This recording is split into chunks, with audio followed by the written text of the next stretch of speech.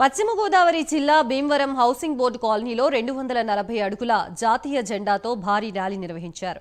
78వ స్వాతంత్ర్య వేడుకలు పక్షోత్సవాల్ని పురస్కరించుకుని శ్రీ విజ్ఞాన వేదిక జిల్లా సర్వోదయ మండలి ఆధ్వర్యంలో ఈ కార్యక్రమాన్ని నిర్వహించారు.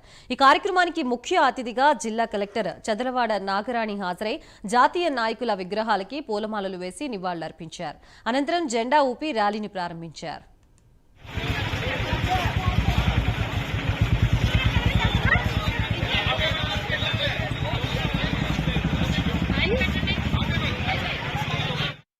శ్రీ విజ్ఞాన వేదిక housing board colony association members అంతా ఇక్కడ రంగసాయి గారి ఆధ్వర్యంలో మరియు వెంకటరాజు గారు ఇతర సభ్యులు అందరు కాలనీ సభ్యులు అందరూ కూడా చాలా యాక్టివ్ గా ఈ హరితర ప్రోగ్రామ్ ని చక్కగా చేసుకుంటున్నారు. ఈ కార్యక్రమంలో పాల్పంచుకోవడం చాలా సంతోషంగా ఉంది. ఇప్పుడు పింగళి వెంకయ్య గారు మన జాతీయ జెండాని తీర్చిదిద్దడంలో ఆయన వేసిన బాటలోనే మన జెండా అంతా కూడా తీర్చిదిద్దుకుంది. మన దేశ జెండాను చూస్తేనే ఒక భావోద్వేగం, ఒక దేశభక్తి ప్రబలుతుంది.